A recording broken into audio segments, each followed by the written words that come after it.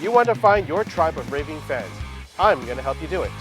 This is the Digging Deep podcast with 360 Media, where we help you do better business. Hey, everybody, this is Justin Lamb from 360 Media, and you're watching episode 1 of Digging Deep. And Nice. we're here today with a good friend I just met. He's been amazing. I watched him at a conference for Bell Media, and he was a speaker. And it was one of those things where I knew that I would love to pick his brain because he was so articulate on the stage. And so, without further ado, I'm going to let him introduce himself. So, uh, Mike, please introduce yourself. Tell people who you are, what you do, Sure, and Justin. who do you serve. Yeah, nice. And hopefully that articulateness will hold up on the not so big stage as well. So, my name is Mike Ross. I am a consultant, I guess, a speaker, a trainer. I do a bunch of different stuff, based here in Montreal, Canada. Um, and I primarily help clients figure out questions around how to change. Not change management in that kind of goofy sense, but much more around sort of what does it mean to make a change in an organization, especially change related to innovation. So new ideas and new things like that. So I spend a lot of my time working with small, medium, big, gigantic clients, thinking about how they can apply the toolkits of innovation in their everyday lives, both as individuals, but also in broader sense as organizations. Amazing. So, let's back all the way up. So, how did you first stumble into your journey towards becoming what you are now? That's a good question. I mean, I think that, there's that classic Steve Jobs quote of you connect the dots looking backwards, right? I think, I've been around for a while. I've done a lot of different things. I was a lawyer for a while. I was a private equity investor.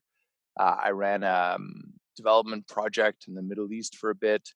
Then ended up at a place called McKinsey, which is a big consulting firm.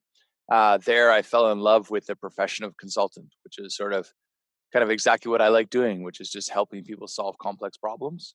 I was at McKinsey for about 4.5 years, based here in Montreal, traveling all over the world. And there, I really spent a lot of my time thinking about questions around innovation and new products and new services, new business models, things like that. How do companies grow? Um, and for many of my clients, it was all well and good to have a new idea, but the challenge that they really faced was more of a cultural challenge, right? How can they actually convince their organization to do that new idea, to change in that way? And so I got really excited about this idea of kind of how do you actually transform an organization? How do you make people act and operate and work in different ways? Help people to learn new things and help people to grow as individuals, but also as organizations. And so I left McKinsey almost exactly 4 years ago, started Juniper, just a small boutique consulting firm, to try and address that question. So that's kind of like the long story short for background. I'm not the guy from Suits, but in case you're wondering, it is based on my life. Yeah, it's actually really funny. My wife looked at the calendar and saw Mike Ross, and that's the first Exactly. thing she did. She's like, you know, It's are the you guy from meeting the guy from Suits. Suits? Yeah. uh, so, as a kid, were you always curious? Like I think one of the things a lot of entrepreneurs struggle with is that translation of I don't want to work for somebody, Yeah. and I want to do it on my own. But like, there are certain things that I think young people need to realize are some key components. And so, did you find that you had like that secret sauce to be an entrepreneur at a young age, or like Yeah, it's a maybe good looking. question. It's a good question. I often say that like I'm an accidental entrepreneur in the sense that like I like working for big organizations, right? I have no problem working in the context of a large group of people and I've been very successful doing that, right? My whole life I've worked for larger organizations. And so it wasn't like I was driven and one of these people who were like, I've always been an entrepreneur and blah, blah, blah. No, not at all. Like I wasn't driven in that sense. I think what happened to me was that I had an idea of what it is that I wanted to do. Um, the folks at McKinsey weren't interested in that idea at the time. And I was so convinced that it was the right idea that I sort of was forced almost to start my own thing. I had a partner when I first started, and he was much more of an entrepreneur kind of guy. And he wanted to do more entrepreneurial stuff. So I said, sure, let's do it. Right. But it was less about me sort of saying like I've always dreamed of running my own business. No, it's never been something that's been a priority for me. I think, you mentioned at the beginning this notion of curiosity, and I recently did an exercise where I was trying to figure out for myself of kind of like what are my key values? What are the things that I think are really important in terms of my own personal success? Not just past looking, but also forward looking, right? As I'm making decisions, what are the things I'm going to sort of say, well, does this align up against these? And curiosity comes up almost as, one of the top three of those. It's really, really important. I think that, it's interesting. You asked the question, like, did you have curiosity as a kid? I think all kids do, right? I don't, I have little kids and they're immensely curious beings, right? And I think kids just generally are curious. And I think that, unfortunately, as societies, scholastically, academically, and professionally, we kind of beat that out of them, right? And I think that, Picasso, I think once said, "We're all born artists. Only a few of us survive." Right. And so I think that curiosity is kind of the natural condition of human beings. And then because we have to kind of like fit into boxes so society can run this stuff, it gets kind of squished out over time. So I don't know, maybe I managed to keep a little bit of that. But I think a lot of it is just dumb luck, really. I did the right things at the right time, not because I was planning it all and I was super smart about it, but more just because opportunities presented themselves to me. And acknowledging, of course, that, you just need to look at me to know that I come from immense amounts of privilege, right? I'm a middle-aged straight white male from a fairly good country and a fairly like middle class family, right? I mean, you don't get much luckier than me in terms of that kind of human lottery of things. And as a consequence, I've had an opportunity to do all sorts of things that many, many, many, the great, great, great majority of people don't have a chance to do. And so, I don't know if it's so much about some sort of innate characteristics that I have, much more around just kind of being in the right place at the right time. Okay, so then if you're, and correct me if I'm wrong, you see the full gamut. So you see like the small entrepreneurs all the way to the big people. Are there some key traits that you find can be distilled down from larger corporations that you see that the SME space really doesn't execute very well? Mm, And what they could learn to maybe enhance or improve their business rather quickly, because I think a lot of them dream about being these $1 million+ businesses, yeah. but then operate with a very like short-sighted mindset. So are there things that you see from large corporations that could be distilled down quickly for an SME? It's a good question. I mean, I think that generally it's almost the other way, right? In the sense that a lot of my big clients are trying to learn from smaller companies about how to be more dynamic and agile and how to be more innovative and how to take risks. I think that small companies, not because the people who run small companies are particularly risk tolerant, although some people are, but I think it's more just that they're forced to, right? Like if you are going to live or die, you better, oh my gosh, we better move, right? And so Right, totally. there's a certain amount of momentum that's just created by that, short cycle time that they live in. Um, I'm trying to think of what are the lessons of larger organizations that I would distill to smaller ones. To tell you the truth, there aren't that many. Most of the large organizations, I mean, I work with some organizations that are very well run. I work with some organizations that are not particularly well run. I think that, large organizations really suffer from the fact that they have to move a little bit slower, or at least that they're used to moving a little bit slower. Maybe not that they have to move a little bit slower. There's probably a positive in that and being able to have that kind of long term perspective and say, like, where do I want to be in 10 years? Not that that's going to be where you're going to be in 10 years, but at least having a little bit of that perspective. Mhm. And one of my friends likes to say, plans are worthless, but planning is priceless. And I think a lot of smaller organizations, because they believe that plans are worthless and they live in this dynamic time, don't do any planning. I think that's something that people can spend more effort and will get some real results from, just trying to think ahead what's going to happen and what we will do if that happens. But I wouldn't want to suggest to small organizations they spend like half their time planning the way some large organizations do. I think it's a much more effective thing to be very dynamic, especially in today's world where things are changing so quickly Yeah, that I I totally believe in that. I think um, it's such a dynamic works environment nowadays, especially with the way technology impacts small and large businesses. If they're not really in it and being nimble, I mean, I think the 10-year business plan is almost irrelevant now. I think yeah, business plans are, maybe 2, 3. years at best. And at that point, I mean, such vast changes occur in technology and industry at this point.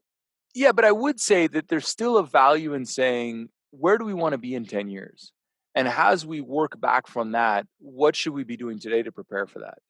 Now, it's not saying, okay, we're going to make a business plan for the next 10 years and we're going to do all these little steps. No, but I still think that having a little bit of a vision of kind of like, where is it that I want to take this company and what is it that I want to be able to do? That's a very useful thing. And again, the just even the action of sitting down with, let's say, your executive team or something like that and thinking that through and saying, okay, well, let's make sure that we're all aligned on this, right? Do we want to become this kind of IPO'd unicorn and world billionaires? Do we want this to be a bit more of a lifestyle business and things like that? And I think that the utility of planning is asking questions and thinking things through. And I think that even if, part of your plan may be, well, we're going to see what happens with this, this, and this, but okay, but you're going to pay attention to those things, right? And so let's say, I don't know, we have a business that's going to rely upon the growth of autonomous vehicles. And we think, well, in 10 years, everybody's going to be driving or riding around in these driverless cars. Okay, well, what are the indicators to tell us that that's going to be right or not? How can we see those? What are the kind of early warning signals that we can see? And what are the decisions that we're going to make based on those early warning signals? And just try to like scenario plan, think through the different consequences. Again, it's not a question of like locking it down, chiseling it into stone and saying we must adhere to these, but having a bit more of that long-term view of where do we want to go and then bring it back to the short term and what decision should we make today. I think that that can be useful. And I think that's probably something that most smaller businesses just don't feel like they have the time to do. But every time I've done that exercise with a smaller business, they've come away from the, let's say, I don't know, it's an afternoon or a day spent thinking about that, refreshed and reinvigorated, but also with a lot more alignment and clarity on where it is that they want to And so that relates a lot to like business culture, then, right? go. Or within internally. So how much of that do you feel is affected when you have a disconnected management, and how does that operate then at the ground level? So in the larger corporations, when you have an executive team who says, "We want our unique vision here," um, and then trying to implement that down the scale of people, or down the front line, and we often see there's such a disconnect and there's such disgruntlement, because the executive team says, we value our people, but yet they're not, receiving benefits, or they're treated like a number. Like, Yep. how does an executive team then execute um, and align all the middle management all the way down to front line in an effective manner? Yeah, and I think that I mean the short answer to that is stop thinking that people see the world the way you see it. Right? I think that the big mistake that all of us make and every individual makes is that we think that the world, the way that I see it, is the way that everybody else sees it. And what's important to me is important to other people. And so then we communicate a message that would resonate with me, right? People aren't stupid.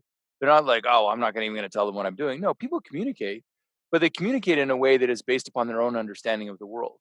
So I think that this is important, therefore I'm going to talk about this.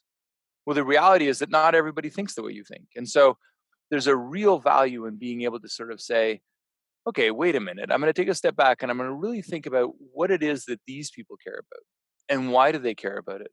And what sort of lies beneath the waterline, right? In that kind of iceberg metaphor. What lies beneath that waterline for other people? And how can I tell them a story that's going to actually motivate and inspire them? Not to motivate and inspire me, but them. And I think that's the biggest mistake that people make is that they think that, their way of seeing the world is the way of seeing the world. Now, from that, of course, follows a lot of other things around you got to be good at storytelling and figure out what motivates people and how do you influence folks and all that kind of stuff. And the details of how to do each of those things, that's easily learned. But the fundamental change that I think most of us have to do to get good at that is to again release ourselves from our own particular agenda and our own particular understanding of like, this is the way it has to work, to a much broader understanding of how can it work? What could it Mm. be? So just to recap, are we saying that, say, for me as a leader, I have an idea of where I want to go, but it is then up to me to go behind the lines and ask the people who are, are employees and contractors.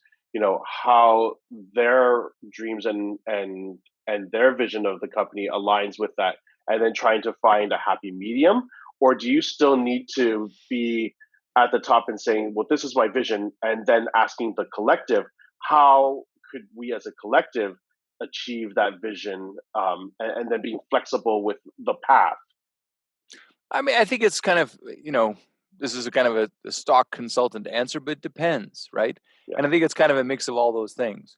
I think at a fundamental level, it's less about necessarily consulting with people, although that's very much a very useful, important thing to do.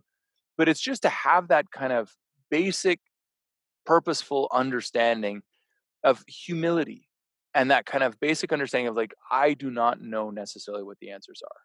And so to get the answers, I have to somehow engage with larger groups of people. Now, that may be in some sort of consultative process if we have the bandwidth or the time or the structures that are necessary to do that. But it may also be just me really thinking about when I'm crafting a message, who's going to hear this message and why is it going to resonate with them? And really trying to put myself in their shoes in a way to do that. Now, as you said, right, the ideal would be that we get everybody around the big table and we all talk about it and we sort of craft it together. Then you're going to get really amazing buy-in and ownership from everybody. But in larger organizations, that can be quite tricky. There's different structures you can put in place to do it, and we often do that with our clients. But the fundamental idea is you just have to kind of start with the premise that you don't know the answer. And, the kind of counter argument, the Steve Jobs argument of, yeah, but Steve Jobs did blah, blah, blah. Well, okay. And he got a lot of things right and he got a lot of things wrong. Right. And I don't think that we should all wander the earth thinking that we're Steve Jobs. Although some people do that and some people are very successful. But I think for most of us, the right answer is to do the work and to really work at understanding what other people want and need and then finding a way to deliver that to them. Okay. And so, how have you seen like your industry as a consultant in that, in a broad sense of the word? How have you seen your industry then now change and adapt to the current environment of big businesses wanting to be nimble, Yep.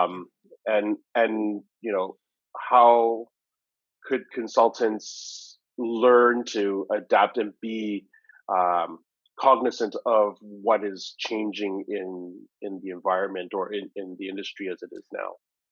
Well, I think fundamentally the how is listen to your clients, right? And so we spend a lot of our time with our clients asking them how they want us to work with them, right? What is it that they want? And the kind of historical model of consulting where it's, you get a couple of very, very bright folks, kids often very young, you assign them to a project for 2 months and they fly in there and they sit in some conference room in the office and they bash out PowerPoint slides. And then at the end of the process, 2 months later, you have a 200-page PowerPoint deck that's left on a shelf. I mean, that's broken, right? And I don't think clients are smart enough, sophisticated enough now that they don't want that anymore. And so what that means is that they really want you to integrate some of their employees in your teams. And so it's not just like our little protected team of consultants, but it's very much a joint effort between us and our clients. Often our clients want us to work at sort of different speeds often. They want us to go fast for a couple of weeks and they say, okay, now stop, let us syndicate this, come back in a couple of weeks, and then we're going to do another sprint. Or maybe they'll say, we want you just to come 1 day a week for the next 4 months because that's all we can handle right now, or whatever it is. And I think, again, for a lot of traditional consulting firms, that's very hard to deal with because they're used to structures where it's, we think about one problem for a time and then we're going to think about another problem, and their utilization rates, right, how occupied or how busy their consultants are often geared towards the structures of kind of 2 3 month long manager plus two projects, which again in some cases are very useful. But often when I talk to clients, they say, well, we're really frustrated with that model because it's sort of the shock and awe approach where the consultants come in and they're all fancy and, and they work really hard, but the client can't keep up. And at the end of the day, the client's got a full-time job they've got to do. And then they're trying to keep up with the consultants who are working 14, 16 hours and moving stuff very quickly. And oh my gosh, we have this machinery. And the client just gets lost in the shuffle. And so I think that the short answer for how to do it is to listen to your clients and really listen to them, like really ask them, like, how can we make this better? Not in the sort of like, was everything okay? Uh-huh, uh-huh. Because then, just like any of us who've ever eaten in a restaurant, right? You sort of you're griping a little bit about the food, but the waiter comes over and says, "Everything all right?" You're going to say, "Of course, sure, it's fine. Yeah, great, thanks." Right? It's only when there's a really big problem that you're going to complain. Whereas the reality is, I think that if the waiter asked that question a very different way, they could actually make their product and their service much better. And the way to ask that question is, what can I improve? Right. And really with the humility and a desire to understand and thinking, what is it that I could be better?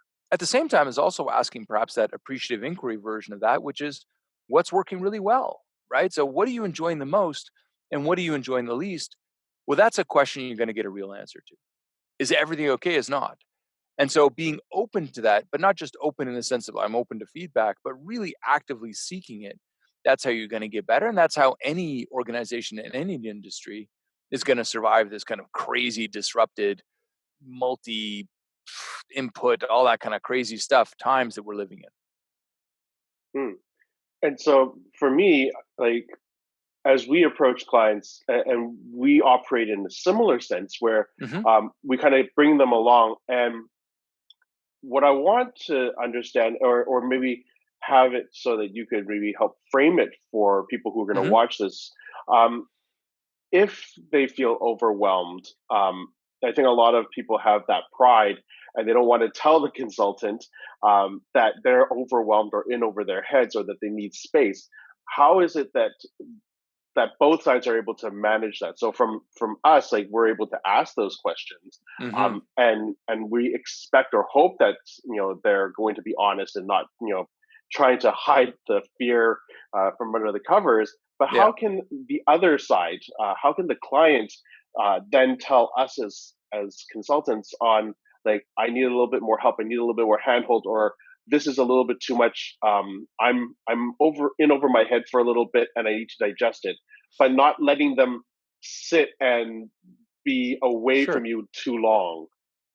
Well, I think first of all, it's the consultant's responsibility to figure out that thing, right? I don't think it's the client's requirement to kind of interrupt the consultant's process.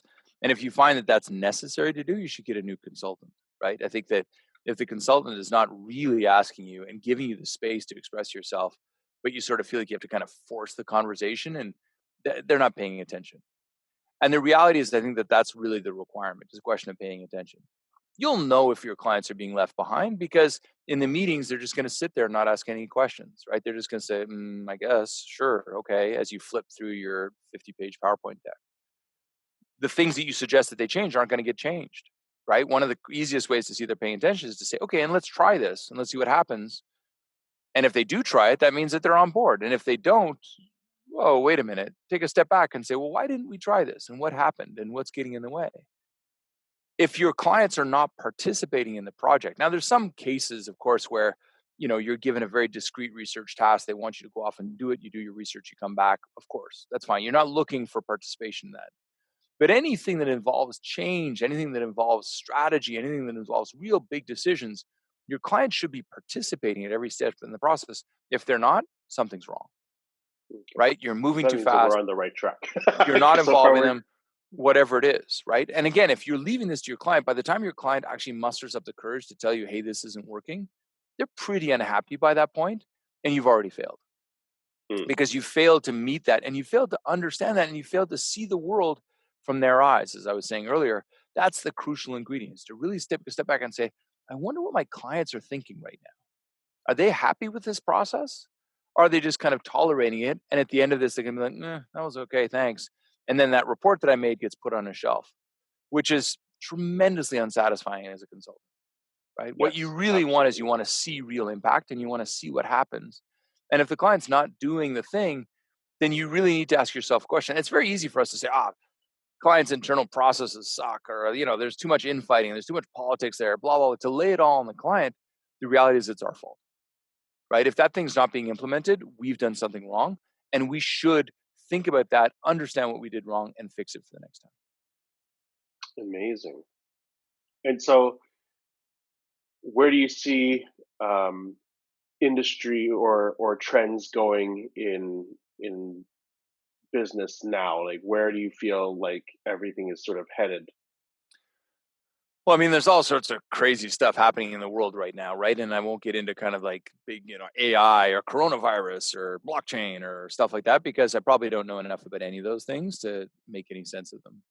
What I would say is, at least for me, going back to what we were just talking about, I think a lot of it is going to be around personalization in a way, right? It's being going to be around people wanting to be served or products to be created or whatever it is in a way that reflects what they actually personally want and need.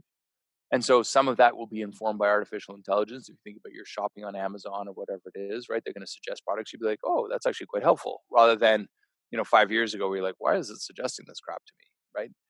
But I think also in terms of how all of us interact, that notion of kind of not making it about some sort of generic, oh, everybody looks and things like this, but much more thinking about that individual diversity of a thought and opinion. And how do we meet those? And how do we get the benefit of it? Right? There's a lot of really interesting work going on about how do you create highly functioning teams. And a lot of the answers to that is around kind of creating environments in which people can express themselves, psychological safety, and all this stuff, where more diverse teams, actually the utility or the value of that diversity can be realized because you're giving people a chance to express themselves and to say stuff that perhaps challenges the norm or challenges the kind of understanding that, again, middle-aged straight white males like me kind of own the paradigm. Well, I'm not sure that we have all the answers.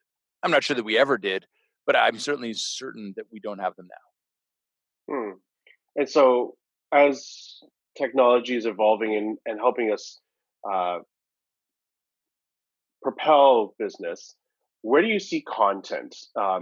Something that we deal with here is Hmm. the production of content and the proliferation of that. Like, how do you see that playing into um, businesses trying to reach end consumers? Because we know TV is slowly dropping off, Yep. or massively dropping off in some cases, and so this is where everybody's attention is. Yes. But how do you feel the state of marketing and content is going to be able to get to that consumer? Do you have any thoughts about that?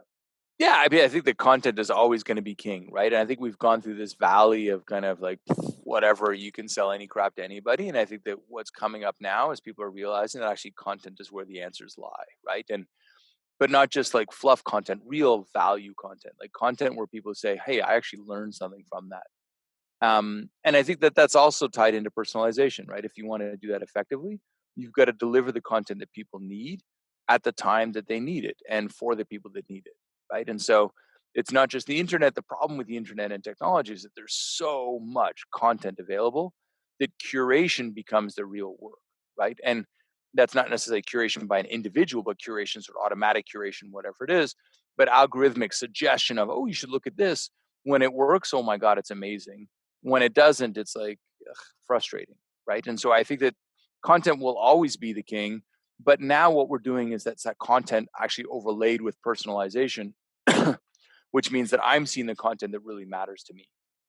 And that's where I think the real answers are going to lie. In terms of, I mean, I'm not a marketing expert, but I think that in terms of marketing in the long term, there's so much cynicism around everything these days that it's really like driven personalized content is going to be the only thing that people pay attention to. Yeah, I think this is the reason why I struggled with trying to start this podcast, was because I didn't want it to be super curated. I didn't want it to be like highly refined and processed, because I think people then view it in a different light, and I struggled with it. And it wasn't until I heard you talk that I said, you know what, I think I'm just going to execute it, and we're going to evolve it as it goes along. And I Sure. wanted to be that Pilot open it. forum, right? Yeah. And then let it go. And I think being able to pull in people who have such breadth of knowledge is really important for people. And I obviously want smart people in the room, and not just people Well, who are and selling you'll get snake those oil, right? guys in the future episodes. So that's Yeah. very good. No, definitely started off good. I'm so glad. Thank you so much for My being a pleasure, part of it Justin. today. I usually would like to give you an opportunity to put some information about how people can reach you, or if you have a special project or book or anything coming up. Do you want to do anything to plug?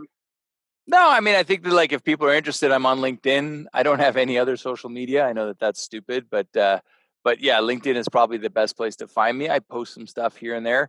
I'm not trying to sell anything, like if you're interested, find me there and let's connect. Otherwise, hey, I wish everybody all the best, and I hope that they'll find the content that they need out there in this crazy world. Absolutely. Well, I hope somebody sees this and see how articulate you are. And then, again, invite you to do other keynotes and other speeches. But Yeah, thank you thanks so, very so much, much Justin. for, have a great day. And hopefully we'll have you on the show again soon. You can see how I improved. And I'm going to ask you kindly for some stuff then. I love it. Thanks, Justin, man. Bye. Awesome. Thank you.